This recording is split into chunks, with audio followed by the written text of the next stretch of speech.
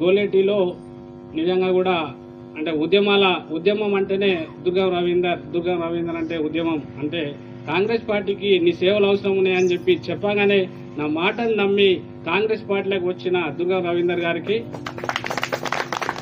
అలాగే vice president Sanjay గారికి, అలాగే ఇంగు సాయి గారికి, కొమరవెల్లి మాజీ సర్పంచ్ శ్రీకాంత్ గారికి, ప్రభాకరణ గారికి, అలాగే తిరుపతి గారికి, మహిళా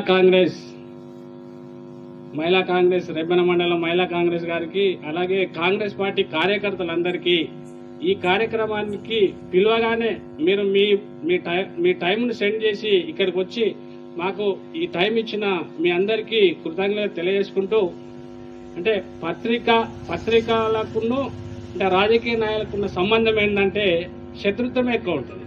కానీ దాన్ని మిత్రులుగా భావించిన వాళ్ళే లీడర్ ఎదుగుతాడు. అంటే లీడర్గా ఎదగాలంటే మనం చేసే తప్పిదాలను వాళ్ళు వెలికి తీసి రాస్తా ఉంటారు.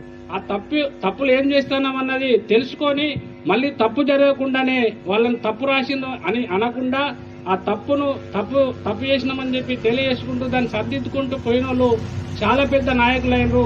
ఈరోజు కాంగ్రెస్ పార్టీ అధికారం రావడానికి ముఖ్య కారకులు ఎవరనంటే పత్రికా విలేకరులే. ఎందుకు అనంటే టీఆర్ఎస్ పార్టీ ఏదైతే తప్పిదాలు చేస్తుందో ఆ తప్పిదాలను వెలికి తీసి ప్రజల్లోకి తీసుకొచ్చి ఇలా టీఆర్ఎస్ పార్టీని ఓడగొట్టే లెవెల్ తీసుకొచ్చింది పత్రికా విలేకరులు. కాబట్టి ఖచ్చితంగా పత్రికా విలేకరులకు